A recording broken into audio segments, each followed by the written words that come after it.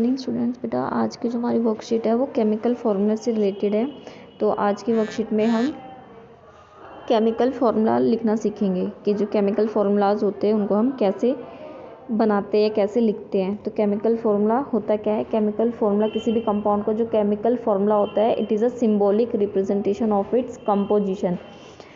कि chemical formula का मतलब होता है कि जब भी हम किसी सब्सटेंस के केमिकल फार्मूला की बात करते हैं तो उसके का मतलब होता है कि उसको हम सिंबल फॉर्म में रिप्रेजेंट कर रहे हैं कि वो किस चीज़ से बना है। उसका सिंबल फॉर्म में जब हम लिखते हैं तो उसे हम बोलेंगे केमिकल फार्मूला। केमिकल फार्मूला लिखने के लिए दो चीज़ें मेन होती है। एक तो हमें जो हमारा एलिमेंट है उसका सिंबल पता होना चाहिए और दूसरा हमें उसकी वैलेंसी। ठीक है, तो टू मेन थिंग्स क्या होनी चाहिए कि पहले तो हमें उसका प्रतीक सिंबल पता होना चाहिए और दूसरा हमें उसकी वैलेंसी मतलब संयोजकता भी पता होनी चाहिए।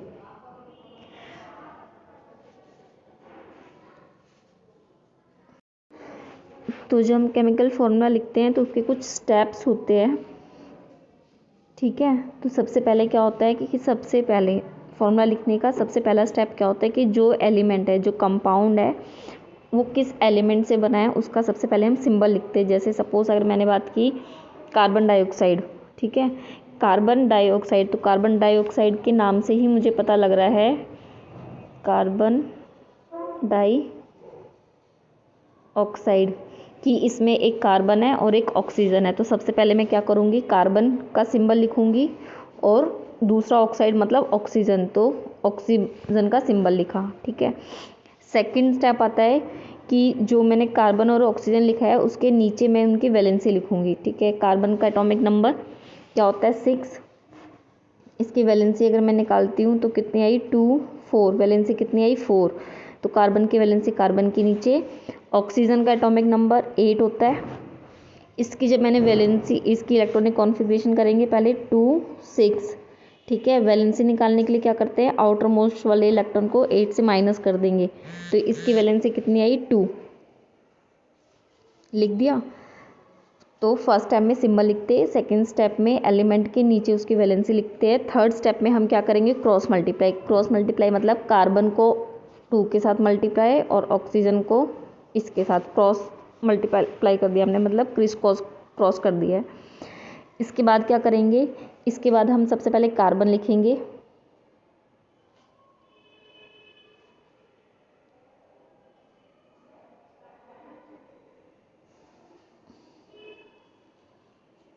ठीक है, कार्बन लिखा, कार्बन के को हमने किससे मल्टीप्लाई किया 2 से, तो इसके नीचे लिखेंगे 2। ठीक है, फिर हमने लिखा ऑक्सीजन, फिर ऑक्सीजन को हमने किससे मल्टीप्लाई किया 4 से, तो इसके नीचे हम लिखेंगे 4। ठीक है, उसके बाद ये 2 और 4 ये दोनों डिवाइड हो जाते हैं, तो इसको हम C2O4 भी लिख सकते हैं, दूसरा हम इसको ऐसे भी लिख सकते हैं CO2 क्योंकि 2 कॉमन निकल गया। ठीक है,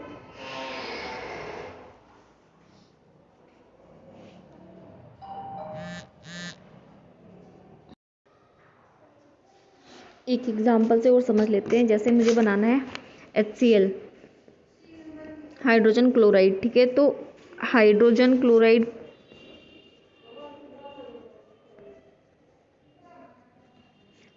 क्लोराइड तो नाम से ही पता लग रहा है एक हाइड्रोजन और एक क्लोराइड चाहिए। तो सबसे पहले क्या करेंगे, हाइड्रोजन लिखेंगे, दूसरे में क्लोराइड मतलब क्लोरीन। ठीक है, फिर इसकी वैलेंसी निकालते हैं। वैलेंसी निकालने के लिए हम क्या करते हैं, पहले इलेक्ट्रॉनिक कॉन्फ़िगरेशन करेंगे, फिर उसमें हम देखते हैं आउटर मोस्ट शेल में कितने इलेक्ट्रॉन्स है। अगर आउटर मोस्ट शेल में 1 to 4 इलेक्ट्रॉन्स होते हैं, ठीक है, 1 to 4, तो उसकी वैलेंसी वो ही रहेगी जो आउटर मोस्ट शेल में जितने इलेक्ट्रॉन्स हैं। ठीक है, सपोज जैसे लिखा है 2 8 1, तो इसकी वैलेंसी आउटर मोस्ट शेल में 1 इलेक्ट्रॉन है तो इसकी वैलेंसी 1।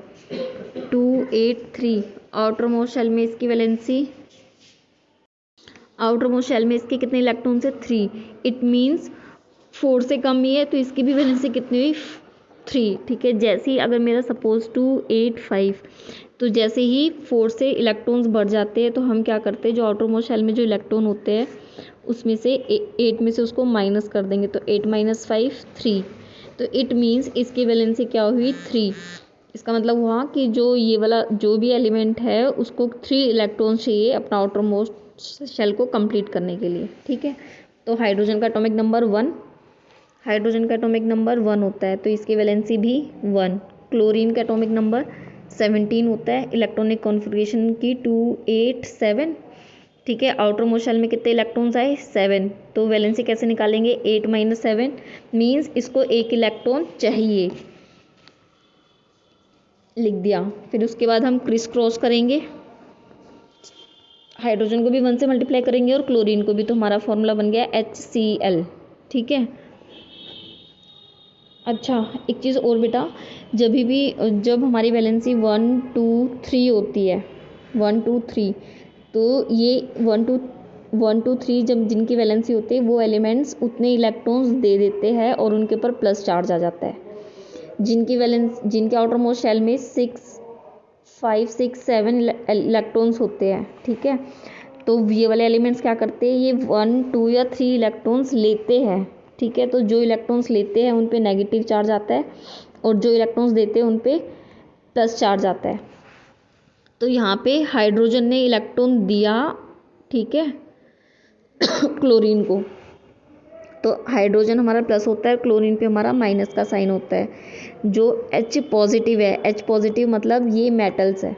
ठीक है, जो मेटल्स होते हैं वो हमारे इलेक्ट्रॉन्स देते हैं, और जब भी हम इलेक्ट्रॉनिक ये केमिकल फॉर्मूला लिखते हैं तो मेटल्स जो होते हैं उनको हमेशा आगे लिखते हैं। ठीक है, तो ये रूल है कि पहला रूल होता है कि जो वैलेंसी है या फिर जो चार्ज है वो बैलेंस होना चाहिए। अगर यहाँ पे +1 है तो यहाँ पे -1 होना चाहिए, अगर यहाँ +2 आ रहा है तो यहाँ पे हमारा -2 आना चाहिए। ठीक है, मतलब वैलेंसी या चार्ज बैलेंस होना चाहिए।